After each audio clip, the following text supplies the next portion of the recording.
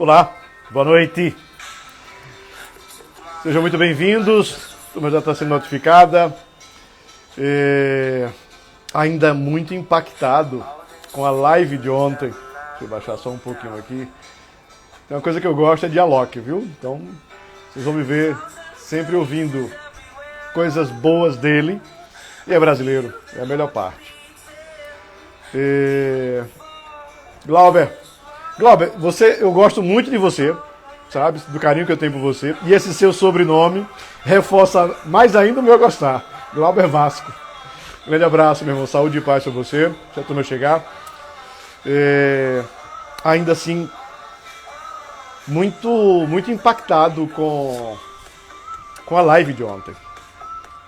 É algo que o professor já chegou, ele já está aqui na sala e eu vou chamá-lo dentro de alguns minutos. Mas ontem foi espetacular. E a de hoje, essa live de hoje, estava conversando agora à tarde rapidamente com o professor Maurício e ele passou alguns dados e eu fui pesquisar também. Para você conversar com um mestre, com um professor universitário, muita gente que, quando soube quem era o convidado de hoje, de imediato já disse, opa, hoje não perco, vou assistir. Querida Vanderlei é uma delas. Muita gente que é aluna do professor já disse, tô dentro, vou assistir a live com você. E ele me passou informações que eu vou dialogar com ele, eu quero aprender também. A live de hoje eu vou me reservar, vou ficar assim muito mais como aluno que sou do que como entrevistador. Ele já está conosco aqui na sala e assim é uma honra grande, né? Esperar que a turma comece a chegar mais aqui. Eu disse, professor, normalmente a gente faz live ao vivo, fica em torno de 30 a 40 pessoas simultaneamente, mas ao final, a de ontem, por exemplo, bateram 208 pessoas que assistiram ao vivo.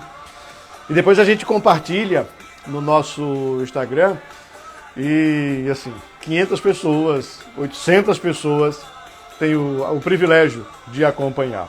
Graças a vocês que compartilham e graças a esses convidados ilustres que estão sempre presentes conosco. Todos sabem do tema que a gente está desenvolvendo, que é inteligência emocional, empreendedorismo e educação financeira. Nós acrescentamos mais um item dentro desse bojo que estaria na inteligência emocional, que é o apoio psicológico para os estudantes. A querida filha de Carla, ela chegou para mim e disse, tio, coloca atendimento psicológico para os adolescentes também. E de pronto, a equipe já aprovou. Mas vamos lá.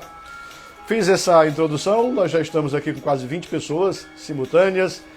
Deixa eu convidá-lo para que ele participe conosco, que ele já está na sala. O professor é fantástico, né? Pontualíssimo.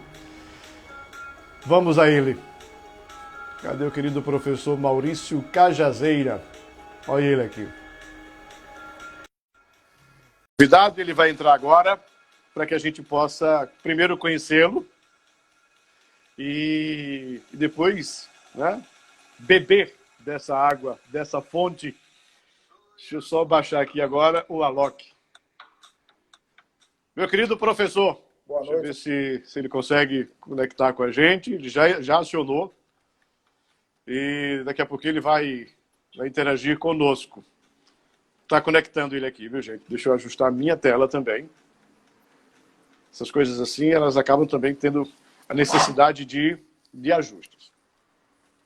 Pronto. Eu já estou aqui enquadrado. Deixa eu só verificar aqui. Eu estou só aguardando agora a confirmação dele para que a gente possa iniciar o bate-papo e a conversa com ele. Como eu disse, tem muita gente, tem muito aluno dele que, quando soube que era ele que ia participar conosco, de pronto já gostaram, né, do assunto. Meu querido Salles Neto, grande abraço, secretário de Turismo, né, que agora também está agregando a comunicação e todas as outras áreas. Minha querida Rosângela Dória, professor, querido, boa noite para o senhor. É uma honra recebê-lo aqui conosco. Você está me ouvindo bem? Vou verificar aqui a conexão dele. Boa noite, querido. Primeiro, agradecer ao senhor pela disponibilidade, né, de interagir conosco nesse horário que a gente convida os amigos para dialogar sobre temas os mais diversos. E hoje, educação financeira. Professor Maurício Cajazeira. Primeiro, para quem não o conhece, muita gente o conhece, mas para quem não o conhece, eu queria que o senhor se apresentasse um pouco, né? Professor, especialista, economista, formação economista, é isso?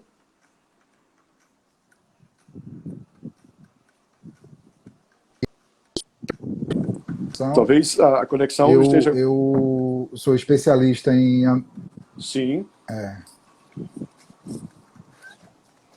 Sou especialista não, em análise e gestão de negócios e em desenvolvimento real e meio ambiente. Então eu acabo atuando muito nas áreas de gestão, na área de economia, na área de mercado. Sou professor dos cursos de administração e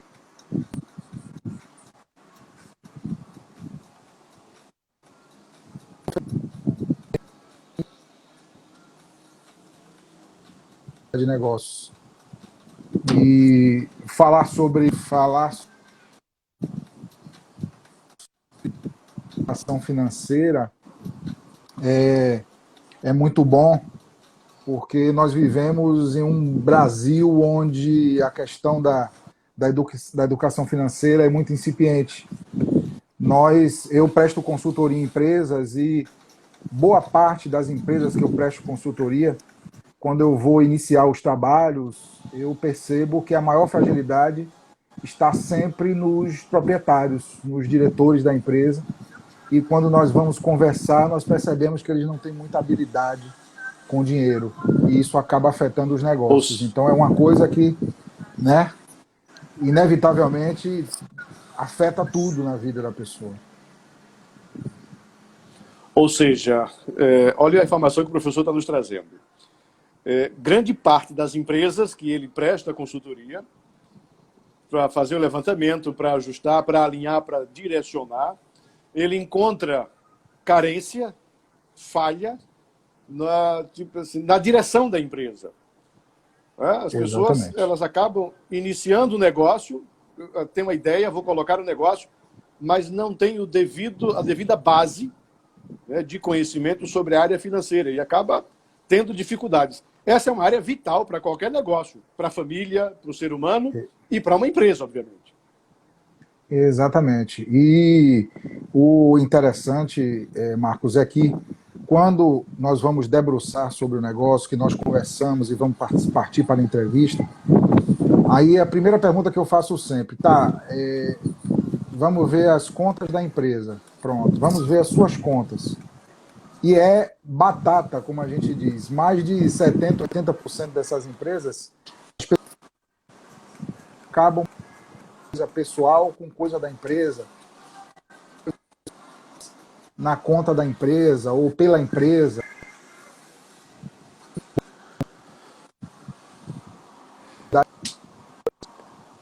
Em média, 70% a 80% das contas das empresas acabam sendo misturadas com as contas pessoais e isso apresenta um grave problema. Talvez as pessoas estejam percebendo que tem só uma conexão, né, de internet mesmo, mas é uma questão de sinal. Mas a gente vai continuar com a nossa conversa com o professor. Pois não, professor. Exatamente. O senhor falava que em torno de 70% a 80% dessas contas que o senhor faz avaliação, o senhor identifica problemas de todas as ordens, especialmente aqueles em que a pessoa confunde, mistura conta da empresa com conta pessoal. Exatamente. Exatamente. E isso acontece muito em função de não ter, na sua história, desde a infância, ter sido preparado, ter habilidade com dinheiro. Porque, na verdade, muita gente vai crescendo, entra no mercado, começa a trabalhar, vê aquele dinheiro, mas ele não foi educado para isso lá na base. Ele não teve nenhuma instrução. Os cursos de graduação, eles tratam muito pouco disso, entendeu? Então é necessário, às vezes, você você ter na base um tratamento, o mínimo que seja, a habilidade com dinheiro, ela deve ser trabalhada, tratada desde a infância. Eu, em uma entrevista com a Aline, ela, muito boa jornalista, né? A Aline, eu acabei colocando para ela uma situação que aconteceu com meu filho. Meu filho, com 6 anos de idade, dei para ele R$ 2 e disse, o pessoal até achou muito duro, eu disse, olha,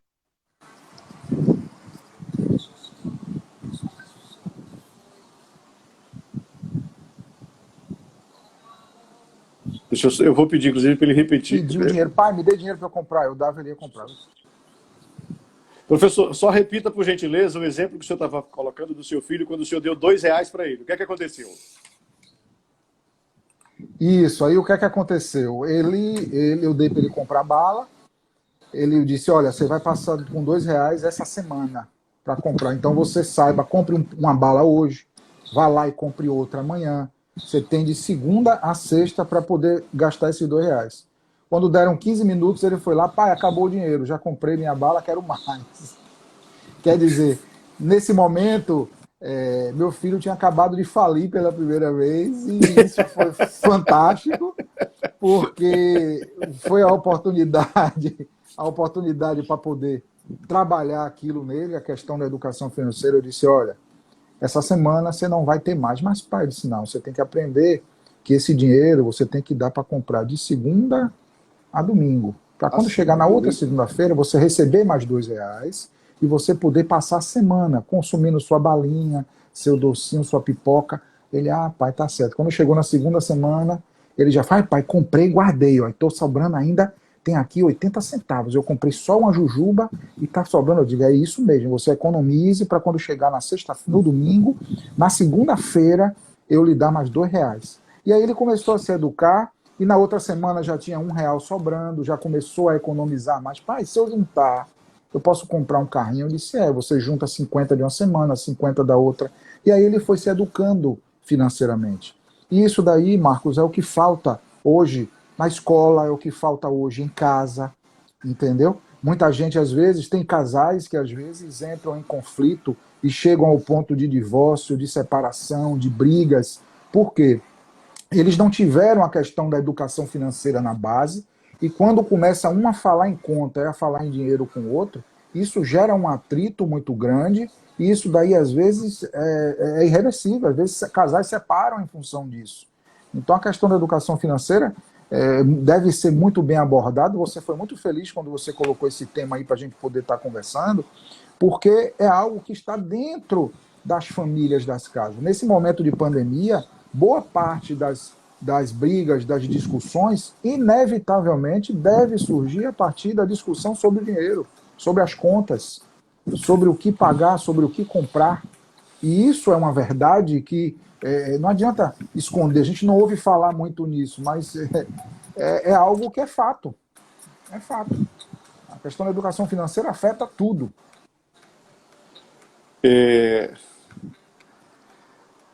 A pandemia, ela revelou mais brutalmente a ausência dessa disciplina que eu falo do ser humano, não é disciplina de matéria especificamente, mas da disciplina do ser humano. Veja o exemplo que o senhor nos dá. O seu filho tinha, acho que 5, 6 anos de idade, e o senhor pegou R$ 2, entregou, 6 anos, o senhor pegou R$ 2, entregou para ele e disse a ele, olha, esses R$ 6 é para você passar a semana inteira. Aqui é o seu dinheiro para você passar a semana inteira. No primeiro dia ele estourou os R$ 2, do dia, pai, quero... Não, você já faliu, agora espera para a próxima. São lições de vida que ele vai absorvendo. O que é que acontece hoje? Um tio meu, tio Costa, moleque, tinha 10 anos, e eu lembro que ele, na época, ele trabalhava na rede de supermercado Paz Mendonça, e ele tinha uma caderneta de poupança. Então, todo mês, quando ele recebia o salário, ele pegava parte desse salário e colocava na caderneta de poupança. Nenhum outro da família tinha, só ele tinha. E também não prestava atenção nisso. Depois é que eu vim entender, ele sempre teve uma reserva. Ele sempre teve uma poupança aqui, uma reserva. Que a grande ideia do brasileiro era essa coisa de poupança. Quando a inflação lá atrás virava em torno de 80% ao mês, as pessoas achavam que estava ganhando. Né? Quando o real vem e as pessoas acabam não tendo mais o rendimento da poupança, elas acabam deixando de lado. Talvez seja o único investimento que os brasileiros maciçamente saibam que existe, que não rende absolutamente nada. Mas, pelo menos, o camarada tem poupa. Ele pega uma parte do que ele ganha e ele guarda.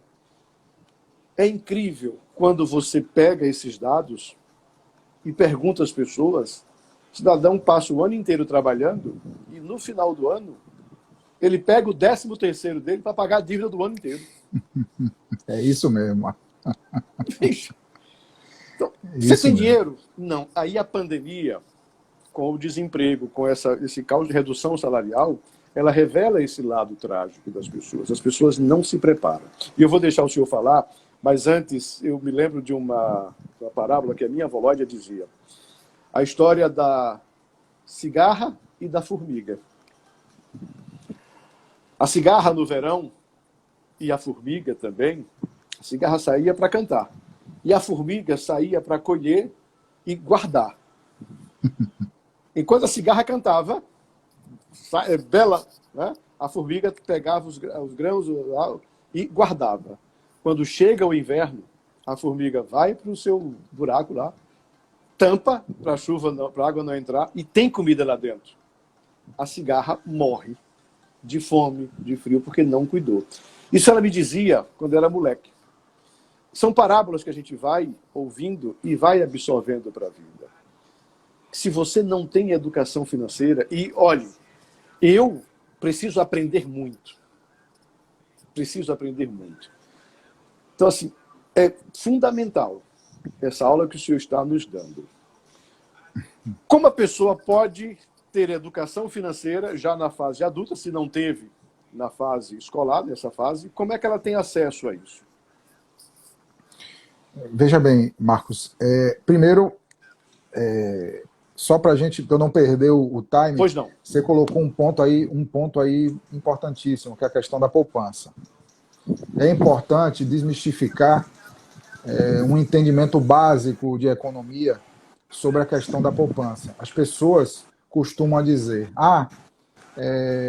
eu vou colocar o dinheiro na poupança, mas a poupança não está dando nada de retorno, né? Só que é o seguinte, por incrível que pareça, eu não vou dizer, tem muito economista que até pode me criticar, mas quando a poupança estiver dando muito, é porque a inflação está lá em cima e seu dinheiro está sendo corroído. Verdade. É um paradoxo. Ou seja, é um paradoxo e tem que se ter muito cuidado com isso, né? É importante entender. Eu brinco muito com os alunos porque eu digo, você gostaria que a poupança desse 100%? Eu gostaria. Mas a inflação vai estar 100%. Às vezes as pessoas não entendem o conceito de inflação, né? Teve um sindicato que me pediu para fazer uns cálculos e eu estava preocupado com a database deles e ele não tinha entendido. Mas por que a database? Eu quero saber quanto foi que deu a inflação no ano. Digo, mas não é isso. Primeiro é importante que você entenda o significado de inflação. Inflação é o aumento contínuo e generalizado dos preços dos produtos. Ou seja, se você recebe R$1.000, você vai no supermercado, você compra lá 4 kg de feijão, 4 kg de arroz, 2 kg de farinha, 2 kg de carne, tal. Se a inflação estiver alta, no outro mês você vai com os mesmos R$1.000 e você não vai conseguir comprar mais 4 quilos. Você vai ter que comprar 3 quilos de feijão, 3 quilos de arroz, 1 quilo de farinha. Por quê? Porque a inflação, que é o aumento dos preços dos produtos, acabou corroendo o seu salário. E você não percebeu isso. Então, quando a gente fala da questão da database de reajuste, é porque a inflação tem que ser no período do mês da database até o próximo mês da database. E, às vezes, isso dá maior do que a inflação do ano. Ou seja, o exercício de 2020, o exercício fiscal, ele começa em janeiro a dezembro. Mas a database de uma determinada categoria, se ela recebeu o reajuste dela lá em maio, será de maio a maio do ano seguinte. Isso, de abril a maio. De abril a maio, sim. Isso. ou de maio a abril, né? Porque maio é o reajuste, É o mas reajuste. os 12 meses. E tem categoria que não entende isso ainda. De quanto foi a inflação do ano? Ah, foi 6%. Então precisamos de no mínimo 6%. Tá? Pera aí. Qual é a database de vocês? Aí tá aqui. Eu digo, olha, tem que ser o mínimo de vocês 6,8, não é 6. Por quê? Mas se a inflação do ano foi 6 e não consegue entender essa questão do conceito de inflação, e isso acaba dificultando. As pessoas têm que entender o seguinte: o poupar é muito importante e talvez seja o primeiro caminho para quem quer se reeducar financeiramente hoje, tá? Por quê? Porque quando você começa, Marcos, a criar na sua mente, né? Primeira coisa que eu digo sempre, olha, você quer começar a se educar financeiramente? Quero. Primeira coisa, trace uma meta financeira. Trace uma meta financeira. Ah, eu vou juntar, sei lá, um valor X, ou eu vou comprar um produto Y. Você tem que ter uma meta financeira traçada. Eu vou me organizar, eu vou acabar com as minhas dívidas, eu vou me organizar e vou estar com dinheiro sobrando no final do ano. Você precisa de primeiro definir uma meta financeira. Segundo, você tem que fazer a anotação, é passar para o papel, para o caderno mesmo. A anotação de todas as suas despesas, todos os seus gastos e todas as suas receitas. Marcos, às vezes parece besteira, mas teve uma pessoa que ele é um grande profissional aqui da área médica, ele me contratou como consultor para eu reeducá-lo financeiramente. Simplesmente, ele gastava de doações em sinais, nisso e aquilo outro, 200 e poucos reais, em média, por mês. Quando eu fui fazendo as contas com ele, eu disse, olha, o senhor gastou R$ 283 de doação. Doação? Que doação? Isso o senhor deu ali no sinal, não foi? A gente não anotou. No outro dia o senhor deu não sei quanto. Depois o senhor saiu com esse valor e gastou todo. Onde foi? No estacionamento. Aí eu dei isso, pronto. O senhor doou R$ 283. Ela, meu Deus, eu fiz essa doação. Eu disse, foi. Quando você faz uma doação consciente nas suas contas, ok. Quando você faz doação descontrolada, você normalmente é descontrolado em tudo, entendeu, Marcos? Aí você não sabe o que gasta, você não sabe o que recebe, você não sabe o porquê que falta dinheiro, você não sabe o porquê que você está com a conta sempre usando o cheque especial, mesmo entrando o volume de dinheiro grande, porque você está descontrolado. Então, primeiro ponto, traçar uma meta financeira. Segundo, anotar todos os gastos e receitas. Isso é fundamental. Terceiro, planejar os gastos. Quando eu digo planejar os gastos, às vezes as pessoas quando ouvem falar em planejamento, mas o que é planejar os gastos? Ah, eu vou sair para comprar pão. Você tem que planejar a sua saída para comprar pão. Parece besteira, mas não é. Quando você vai comprar pão, primeiro, aonde? Segundo, você vai comprar pão.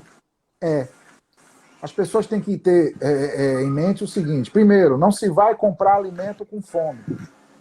Essa é a primeira regra, é uma regra básica. Essa é a regra básica. Você não pode ir comprar pão sentindo a fome para tomar o café. Você não pode. Você tem que ir comprar pão devidamente alimentado. Vai mais cedo, vai depois do lanche, para que você tenha consciência na hora de consumir. Porque senão você vai estar trazendo sempre pão demais, vai estar um monte de pão duro sobrando para fazer torrada, para fazer ou para jogar fora. E seu dinheiro está indo ali e você não está percebendo. Muita gente se identifica com isso. Mas por quê? Porque não planeja. Esse é o ponto, entendeu? Então, planejar os gastos nada mais é do que planejar sempre que você for usar dinheiro. Você vai fazer o quê? Ah, eu vou ao supermercado. Ok.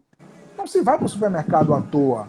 Você tem que ir para o supermercado com a sua lista, anotando os produtos que você está precisando. Sempre assim, tem gente que nunca fez uma lista. Vai para o supermercado, vai botando dentro do carrinho. Vai colocando. Compra, vai colocando, e quando chega ali tem coisa que não deveria comprar e comprou. E se tiver com fome, pior ainda, né? Aí pronto. E outra, quando você está com fome, o supérfluo é o que você mais consegue. E tem mais, viu, Marcos? Sim. E tem mais. E você já viu o chamado corredor das pequenas compras no supermercado? Pronto. Ele tem Isso 3 é quilômetros. marketing. Eu costumo dizer a meus alunos, ele tem 3 quilômetros de comprimento. Pequenas compras. 3 Só. quilômetros de comprimento. Ali só tem coisa supérflua do lado. É biscoito, Cheetos, bala, Chocolate, chocolate. Tudo que é house, gostoso. tudo que Tudo que você é está gostoso. vivendo. E tem um detalhe, viu? Se você observar, antes a caixa dos produtos era deitada na prateleira. Agora elas estão ficando de lado. Não sei se você já viu. Escancarada. E se tiver Escancarada. se você for com uma criança, a criança bater a mão, não cai um, não, cai 4, 5. É o tipo da coisa assim, me leve, Exato. professor. Na- nada disso é à toa, nada disso. Não, é muito bem pensado. Olha, Então nós a turma vimos está começando a traçar uma meta comentar aqui. financeira. É, A turma está começando a comentar aqui, tem comentários aqui maravilhosos, viu? Deixa eu só compartilhar aqui. É muita gente entrando, obrigado mesmo. Tem um aqui que disse o seguinte: ó, educação financeira é base de um futuro promissor. Quem disse aqui foi a R. Cajazeira. Ó, é da sua parente, é uma família. deve ser o Rafael, meus Deve primo. ser. Meu Isso, primo deve querido. ser. Tem um outro aqui que colocou aqui assim, deixa eu só verificar aqui. Ó. O senhor falou da história de comprar pão e no dia seguinte o pão fica sobrando e dá para fazer torrada. Eu hoje tive, Se identificou, né? Nossa, na hora. Tá ali ainda. E assim, e a dor maior é porque o pão acabou estragando, ou seja, nem para doar ele vai servir. E aí, quando você vai olhar, R$ 2, R$2,50. Olha, Exatamente. O Peu escreve para um portal aqui, o querido amigo, ele disse assim: não havia pensado dessa forma sobre doações involuntárias. Ele diz isso aqui, o exemplo da doação voluntária e involuntária, ele diz que não havia pensado. A Daniela Barreto Vasconcelos diz assim: nunca compra só o pão. A pessoa, quando vai com fome, Pronto. nunca compra só o pão. Aí o R. Cajazeiro disse aqui: professor Maurício, uma planilha de Excel para se criar uma meta financeira seria o ideal? É uma pergunta do Cajazeira. O administrador Lucas dizendo aqui: parabéns pela live, professor. Rosangélica chegou, Cátia Maria. Aí André fala aqui: comprar só o pão, não bolo, broa, né, Marcos? É inevitável. Tem muita gente aqui assim compartilhando. Mesmo. E quando vai depois que acorda pela manhã? Você vai estar com fome. Né? Você vai estar com fome. Não tem jeito. Só para encher nossos olhos de emoção. Sou fã da lista. Cristiane, sou fã da lista. Essa está dentro da regra. A lista funciona mesmo. Porque você acaba tendo um controle. O querido Olivério também, Chagas, que é de Itabaiana, foi vereador de Itabaiana, querido amigo, também está participando aqui da live. Tem muita gente aqui. A Érica disse assim: nem me fale, viu? É a história do pão. O Ricardo entrou, o Clemerson também. Enfim, professor. Planejamento financeiro. Até nesse, principalmente, o senhor falou das doações involuntárias, mas o simples gesto de ir comprar o pão faz uma diferença enorme no final do mês. É isso? Faz. É isso. E não só o pão, viu, Marcos? Se você for observar, tem diversas situações do dia a dia que a gente acaba meio que não dando a importância ao dinheiro que ela deve ter. Eu não estou dizendo com isso que a gente deixe de doar, não. Eu não estou dizendo com isso que a gente deixe de gastar, não. Muito pelo contrário, mas é que você valorize essa doação. Você estabeleça uma meta. Né? Esse mês eu vou doar R$200. Estabelecendo uma meta. R$300. Exatamente. Né? Pronto. R$100. Eu tenho uma quantidade de dinheiro que eu faço doação todo mês, e no meu carro toda semana, eu coloco em moedas num potinho de plástico. E quando eu chego, às vezes é um sinal, às vezes é uma pessoa necessitada, às vezes tá? E eu faço a doação. Tá ali. E tem uma outra questão de doação também que é fundamental, que eu acho que essa ensina a pescar, que às vezes eu vejo um rapaz jovem, bem saudável fisicamente, boa apresentação pessoal, ali no sinal, pedindo. Uma vez eu testei e funcionou. Eu fui no posto, que tem um posto aqui na Farolândia, eu comprei as garrafas de água mineral, cheguei para ele, isopor, aí disse: olha, tá aqui, eu quero te ajudar. Ali vende água mineral, você compra a 50 centavos. 50 centavos. 50 centavos. A garrafa. É isso mesmo. 50 centavos a garrafa. Pote de água mineral. Perfeito. Você vai levar para casa. Exemplo é maravilhoso. Você vai começar a vender essa água mineral. Quando você vender o primeiro pacote, você não gasta o dinheiro todo. Tem que deixar o dinheiro suficiente para você comprar mais água, para você agora está começando um negócio. Você está virando empresário. Aí ele olhou assim, poxa, muito obrigado, e está vendendo a água até hoje. Você está entendendo? Está vendendo até outros produtos. Eu digo, e aí, como é que tá? Ele, poxa, já estou vendendo água, já estou vendendo outra coisa, já estou comprando bala, pastilha. Eu digo, é isso. Você tem que investir em você é inteligente, você consegue, vá vendendo. Essa coisa do pedir, Marcos, ao mesmo tempo que é muito ruim, né, para a pessoa se sente humilhado ali por estar pedindo, que não é bom para ninguém. É importante que você tenha alternativas. Agora, às vezes a informação não chega, às vezes a questão da educação não tem. E isso daí é importante a gente dar a nossa contribuição. Eu sou muito... quando eu posso, eu contribuo dessa forma. Porque eu, como educador, não posso ser diferente, né? Não posso deixar passar essa oportunidade. Sobre a questão dos gastos, da questão das qualidades, as pessoas têm que entender o seguinte: todos os dias, quando saímos de casa, nós fazemos economia. Porque muitas vezes a gente diz, economia é difícil, economia eu não sei, quando eu ouço falar em economia eu me assusto. Não. Me dá dor de cabeça, dinheiro, matemática. Isso. Mas, na verdade, o planejar os gastos, o anotar os gastos, você já está fazendo economia. Economia é isso. Economia é uma ciência social, envolve o homem exatamente por isso. Não existe... Então, nós temos que entender que anotar e planejar os gastos, nada mais... Anotar tudo que você vai gastar. Eu converso muito com meus alunos, Marcos. Às vezes as pessoas... vai comprar um sapato. A pessoa pega, veste uma roupa, bota o dinheiro no bolso e vai ou para o shopping ou vai para o centro para comprar um sapato. Chega lá, olha, uma loja, duas, poxa, encontrei o sapato que eu queria, maravilhoso. Eu digo, com certeza, gastou mais do que o que devia. Como assim, professor? Ele disse, olha, quando a gente fala em planejar a compra, nós temos recursos hoje maravilhosos do ponto de vista da internet, do e-commerce.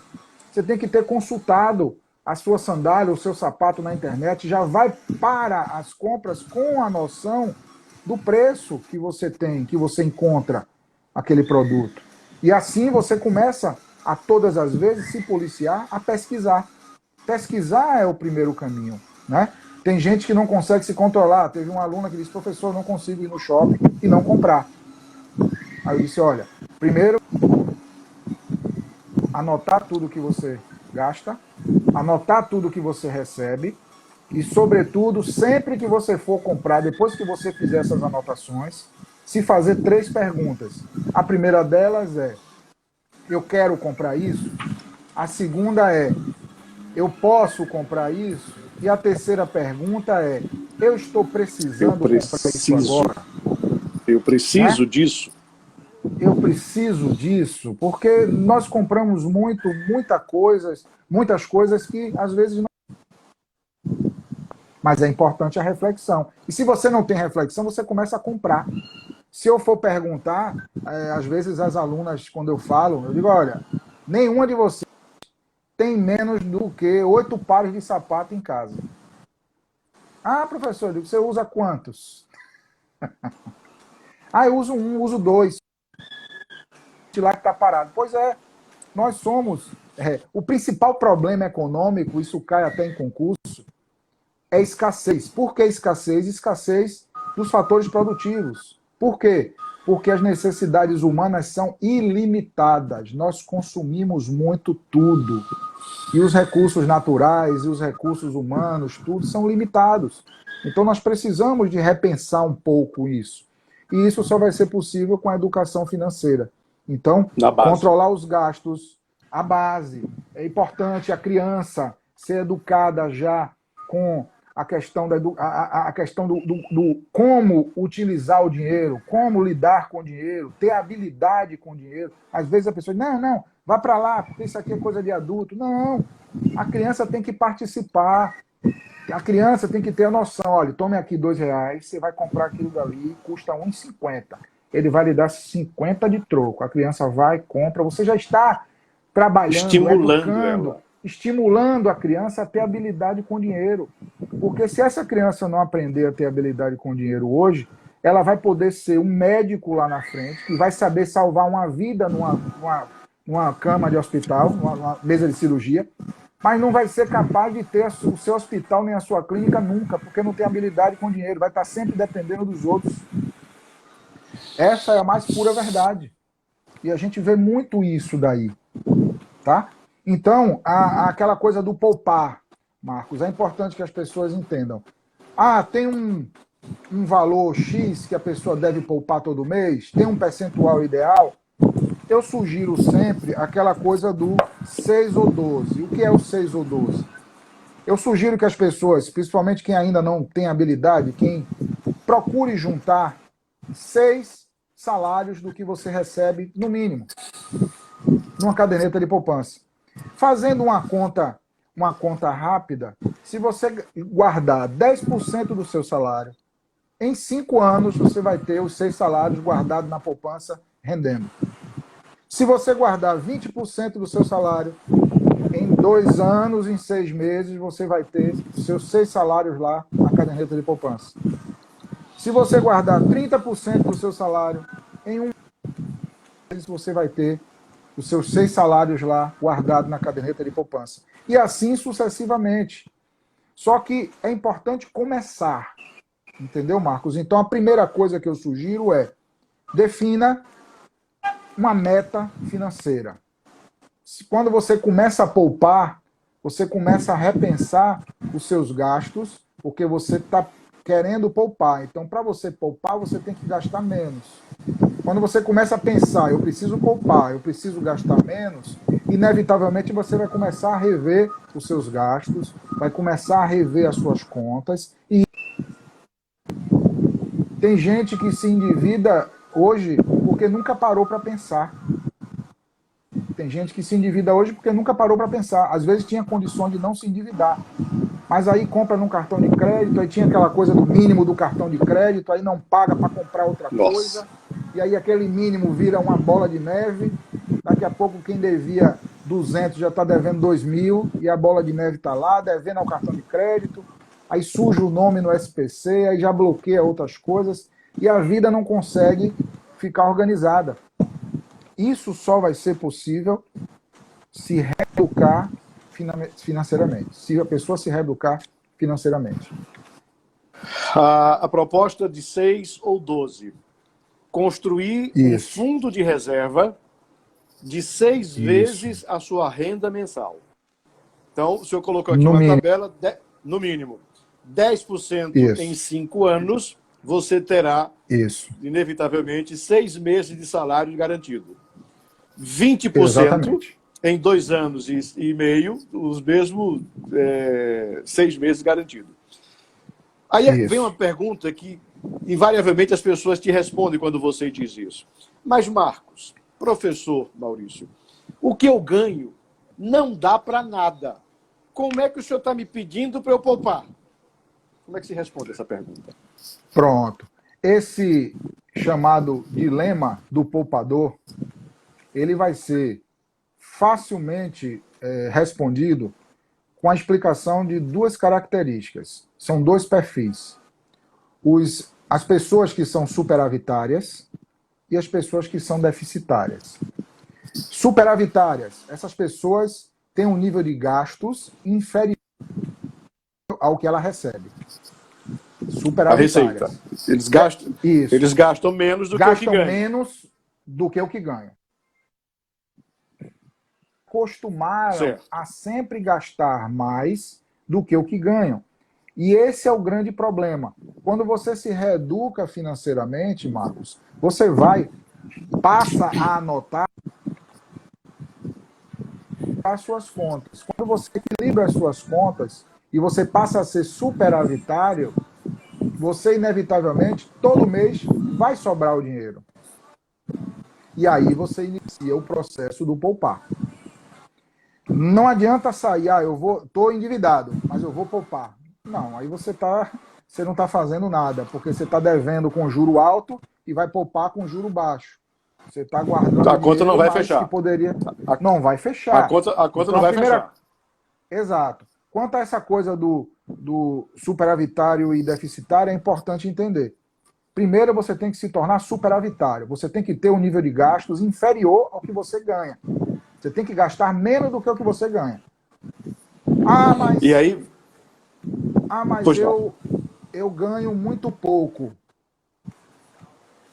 Aí é que entra a questão da criatividade do brasileiro. Eu tive alunos, Marcos, que ficaram desempregados na faculdade, pagando. Aí vieram desesperados. Professor, e agora? Eu estou preocupado que talvez eu precise de trancar a faculdade e tal.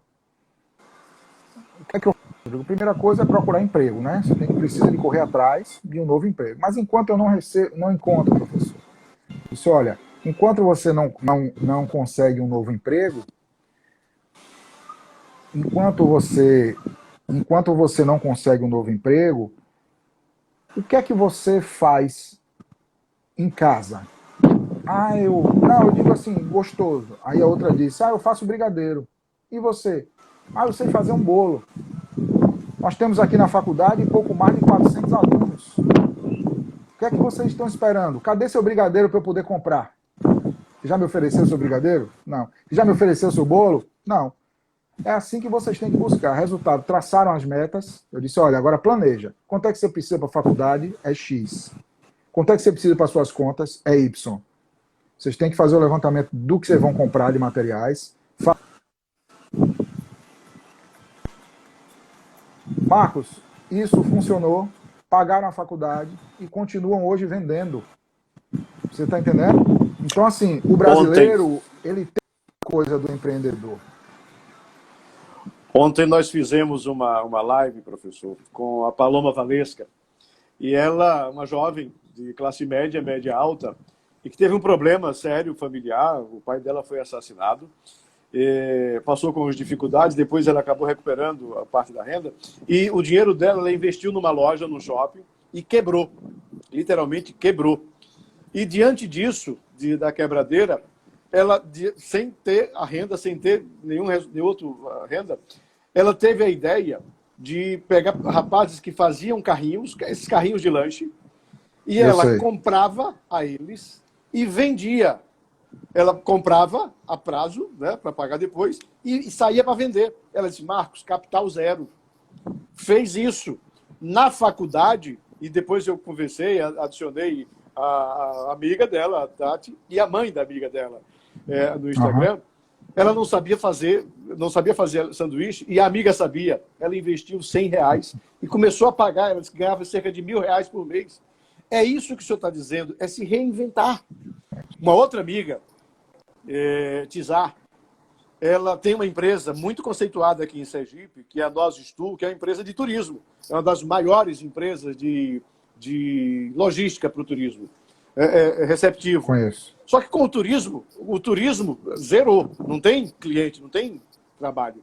Parou, e aí o que a Tizar fez? Parou. E aí Luana, que é uma querida amiga também, que é coach, sentou com o Tizar e disse, o que é que você sabe fazer bem feito? Tizar parou, olhou, disse, mulher, o que é que você sabe fazer? Eu tenho os molhos, que eu adoro cozinhar. Faça aqui pra gente. E Tizar fez esses molhos. Hoje ela não está dando conta dos pedidos que tem recebido. Dos pedidos. E já disse, quando retomar a empresa, e vai retomar, com fé em Deus, vai manter essa outra renda. Ou seja, é se reinventar. Eu pergunto às pessoas, o que é que você sabe fazer? O que é que você sabe fazer? Para entender e para fazer. Essa parte é fundamental. Agora, professor, voltando a essa questão do eu ganho pouco, aí já teve gente aqui que colocou, mas é difícil, Marcos. Como é que a pessoa que ganha R$1.000 vai conseguir poupar, vai conseguir fazer uma reserva? Primeiro passo, sanar as dívidas. Isso. E como é que você faz para sanar as dívidas? Tem gente, professor, que tem medo de perguntar quanto é que está devendo. As pessoas não querem nem abrir a cartinha que chega lá do cartão de crédito, cobrança, não quero nem saber quanto é que eu estou devendo. Encara o monstro de frente. Exatamente. Negocia, vira e mexe os bancos, os órgãos governamentais, o governo federal tem, eles abrem a perspectiva das pessoas renegociarem suas dívidas. Tem feirões, e que você renegocia sem juros, né, de dívida, sem a multa, com juros pouco, enfim. Procure o devedor, o credor, aliás, e diga só, eu quero pagar. Só posso pagar X. Estabeleça uma meta que só posso pagar X. E faça isso, faça acordo. É o que você tem que fazer. Estou certo. Exatamente. Exatamente, está perfeito. E, Marcos, o que é importante entender? Primeiro, essa questão do anotar tudo para saber quanto ganha, quanto deve e definir as metas. Qual é o meu nível qual é a minha capacidade de pagamento de parcelas? Eu posso assumir parcelas até quanto? Para que eu possa continuar superavitário. Eu posso assumir até X de parcelas. Pronto. A partir daí, é ser sincero com as empresas que devem, entrar em contato e dizer, olha, eu estou aqui, já fiz as minhas contas aqui, eu tenho capacidade de pagamento de X.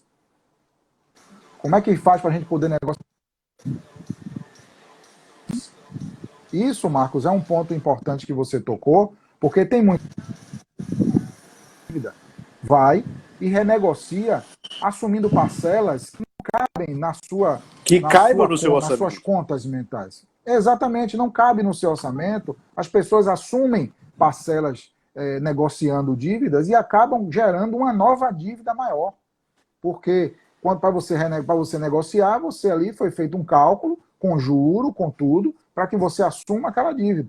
Normalmente, quando se negocia, é assim.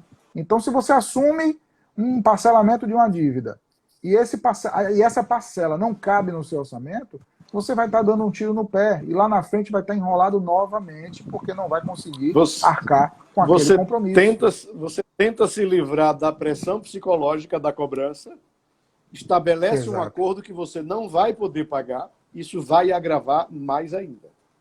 Exatamente. Você vai deixar o credor... Você vai deixar o credor mais contrariado ainda, enfim, seja sincero, estabeleça um plano de pagamento. Quando não puder pagar naquele mês, liga com antecedência, porque a pessoa também se planeja.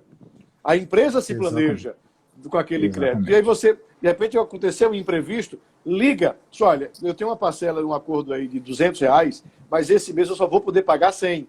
Mas faz isso com antecedência. E se esforça para no mês seguinte compensar. Ou seja, é a relação de verdade que você tem que estabelecer com o credor, seja ele físico, pessoa física ou pessoa jurídica. Exatamente. E, como você disse, Marcos, a seriedade, a sinceridade é fundamental nesse processo. Porque quando você trata com sinceridade, o próprio credor vai buscar alternativas para que possa adequar à sua realidade. Agora, quando trata de só enrolação, só coisas para lá, para cá, conversa e nada do ponto de vista prático, a credibilidade já foi embora. Perdeu a credibilidade. A credibilidade já foi. Professor, a conversa está tão boa que nós só temos 11 minutos na nossa live. Veja como o tempo voa. Antes de fechar com o senhor, eu queria fazer uma pergunta ao senhor, que é a seguinte. Muita gente se acostumou, pela facilidade que é oferecida, a comprar produtos em 12 vezes, em 24, em 36. Esquece essa pessoa que se ela economizar durante 10 meses, ela pode comprar à vista com poder de barganha maior. Então, mas ela precisa, por exemplo, a televisão. Eu quero um televisor de 50 polegadas, custa R$5.000. E aí eu vou dividir isso para 36 vezes. E tenho 3 anos para pagar esse televisor. Por que eu não faço? Eu tenho uma de 20 polegadas, eu seguro essa de 20, guardo o dinheiro, vou economizando e vou na loja lá com 4.500 e digo, quero à vista. Olha o ganho que você tem. Exatamente. Isso daí, Marcos, é em função da questão do não ter o seu planejamento financeiro. Passa a ter o controle dos seus gastos, ela passa automaticamente a capacidade de pagamento. Quando a pessoa passa a ser superavitária, que a gente chama, é inferior ao que está gastando menos, ela pode até assumir uma parcela dessa daí, mas desde que esteja dentro do seu planejamento, entendeu? Agora, se ela é superavitária, ela com certeza está guardando o dinheirinho na poupança e vai poder comprar essa televisão no dinheiro. Vai negociar, esse é o ponto vai fundamental. ter mais vantagem para comprar isso. E vai negociar. E outra coisa, Marcos, muita gente não sabe. Se você entrar num site aí, Magazine Luiza, vou fazer uma compra, tem um chat ali que você pode negociar o preço do produto que está ali sendo vendido. Muita gente não sabe disso. Ali é para negócio. Muitas vezes, você estando com dinheiro, você consegue barganhar e consegue comprar. E se você chegar em qualquer loja, G Barbosa ou qualquer rede de supermercados, você chega lá para comprar, chame o gerente, ele vai procurar, amigo, é o seguinte, eu estou querendo comprar, estou querendo pagar à vista, você me consegue um desconto, o gerente vai lá dentro e vai lhe dar 5%. 10%. Exatamente. Qual o menor preço? Tem gente que não pergunta. Tem gente que não pergunta, vai lá e compra e parcela e está pagando, e às vezes outra pessoa vai e consegue um desconto e paga à vista o produto muito mais barato do que o que compraria. Né? Deixa eu atender aqui os nossos queridos amigos. A Erenita, que é uma querida amiga que vai estar conosco essa semana numa live, ela diz aqui, excelente explanação, parabéns, professor, no olhar para o empreendedorismo. Aí temos aqui, acho que ela ia completar. Aí a Andrea faz, e quando a TV queima? Aí tem que parcelar. Se a TV queima, começa a guardar dinheiro, passe a ler livros, passe a fazer outra atividade. A Arenita completou. Tem pessoas que não conseguem investir por ter uma visão limitada da condição financeira dos pais. Aí vem a história da educação familiar. Da educação familiar. Tayara Costa, que é minha filhota, diz aqui, tem até loja que aceita a TV velha também. Pois vai negociar. Aceita mesmo. Para os imprevistos, entra a reserva de emergência. O Marcos Pérez também está mandando abraço, dizendo que está ligado. Lourdes Nunes, parabéns com as dicas maravilhosas. O Bruno Fontes. Deixa eu ver, tem mais gente aqui que mandou o recado aqui anterior. E eu estou olhando aqui para o tempo também. Verônica de Itabaiana, tem umas pessoas que só Deus. Isabel diz aqui, sempre faço isso, sou assim, junto a algum dinheiro. Parabéns, Isabel. A Moana diz aqui, aí o que compra... A Moana disse aqui anteriormente, disse assim, ó, tem pessoas que deixam de pagar as coisas e compra outras, e aí acaba embolando o meio-campo. Professor, 60 milhões de brasileiros no SPC. Essa até foi um mote da campanha de Ciro Gomes. É o desequilíbrio da educação financeira mesmo, né? Junto à crise com o desequilíbrio da educação financeira, a gente cria esse caos que, como o senhor disse no início, psicologicamente deixa a pessoa arrasada, triste. Exatamente. Relações de casais são estragadas e o ser humano em si, ele acaba ficando mal. Você ter que fugir de um credor é um negócio horroroso isso. Então, para a gente finalizar, é fundamental que nas escolas particulares e públicas, lá na base, esse item, educação financeira, seja colocado para essas crianças. Sem sombra de dúvida, Marcos. A questão da base é o caminho, é a saída para poder mudar esse cenário. Nós somos hoje a Confederação Nacional de Dirigentes Lojistas, em parceria com o próprio SPC, fez uma pesquisa e é fato, não controlam suas finanças. 80%. 80%. É um índice elevadíssimo. Não controla suas finanças. Quer dizer, nós temos aí um problema 80% grave. Dos brasileiros, 80% dos brasileiros não têm controle sobre as suas finanças. Exatamente. Esse é um dado que chama atenção. Chama atenção. Por que isso acontece? Onde é que está o problema? Na base. O problema está na base. O problema é a questão da educação. Uma dica que eu quero deixar para todos aí é acessarem o meubolsoemdia.com.br, que é lá da FEBRABAN, da Federação Brasileira dos Bancos. Né? Ele deixa lá meubolsoemdia.com.br. Tem um aplicativo gratuito chamado Jimbo. Jimbo. esse aplicativo, ele ajuda a controlar as finanças. Lá dentro tem até um simulador de sonhos. Se você quiser, qual é o meu sonho? Meu sonho é uma viagem. Qual é o valor da viagem? X. Quanto eu vou precisar por mês para essa viagem? Já vai dizer. Aí, por mês, ele já vai fazer os cálculos, você colocando o dinheiro na poupança, com quanto tempo você vai ter com o rendimento que a poupança está dando. Então é bacana aí uma dica para que todos possam acessar. É gratuito o aplicativo, é da Febraban, meubolsoemdia.com.br, é gratuito, e o simulador também é gratuito. Muito, muito bacana. Marcos, muito obrigado pela oportunidade. Professor, eu que agradeço a Aline, que foi quem fez o contato, que está nos dando ajuda fantástica, e assim, quando ela colocou o nome do senhor, e eu disse, comecei a divulgar, muita gente, eu estou vendo agora aqui, sabe, receptividade, o senhor consegue falar sobre esse tema com uma leveza, com uma clareza, sabe, que obrigado. As pessoas estão compreendendo e estão absorvendo. Então, assim, muito obrigado mesmo de coração por essa aula, viu? Por essa aula assim, fantástica. Que Deus te abençoe. Proteja a sua família também. Igualmente, Marcos. Muito obrigado pela oportunidade, pelo convite. Que Deus te abençoe também. Abençoe a todos aí, tá? Se protejam. É isso aí que a gente tem que fazer. E lembra, controlar os gastos, anotar tudo na caderneta, pensar no pão, viu, Marcos? Pensar agora na quantidade do pão. Se planejar para poder... Essa fixou. Essa fixou. Disso. Um grande abraço, viu? Meu querido, um beijo grande para o senhor, que Deus te abençoe e proteja a sua família. Tá? Muito obrigado pelo carinho. Muito obrigado. Um abraço. Tudo de bom. Um abraço grande. Tchau. Nossa, que coisa maravilhosa. Sabe? É bom quando a gente pega uma pessoa assim, extremamente inteligente, uma pessoa que se dispõe, né? Imagina a aula do professor desse. É daquele tipo de aula que, se for sexta-feira, 10 da noite, 20 horas, no último horário, você vai fazer questão de participar dessa aula. Parabéns aos dois, o Sérgio Cajá está dizendo aqui. Aline, um beijo para você. Aldaci, querida, um beijo grande. Adriana Noronha, obrigado pelo carinho. Rosa Angélica, Ivanilde, Sérgio está aqui também. Deixa eu ver quem mais. Ivanildes, parabéns, professor, um grande abraço. Tayana Costa, minha filhota. Uso móveis, semelhante ao... E é bem bacana. Ali também. Daniela Barreto Vasconcelos, grande abraço, Daniela. Andréa Reis também. Erenita, essa semana temos nós, viu? Vamos nós. O índice é muito alto, a Aldaci está falando aqui. Eu estou lendo de trás para frente, aí talvez algumas mensagens não vão se completar. Solicitar mais lives com o professor Cajazeira. Perfeito, gostei da ideia. Assim.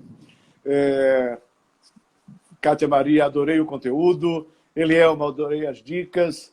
Lourdes Nunes, parabéns, as dicas maravilhosas. Já me avisou aqui que faltam só 2 minutos para a gente encerrar. O Marcos Pérez também está aqui. E, enfim, gente, obrigado. Nós tivemos uma média de audiência em torno de 30 pessoas. E ontem nós batemos, no final, 208 pessoas que assistiram a nossa live. Essa meta também deve ser cumprida hoje.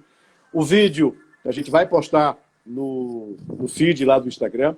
E você, quando você acessar o vídeo, tem um aviãozinho, clica naquele aviãozinho e sai compartilhando com todo mundo do seu contato.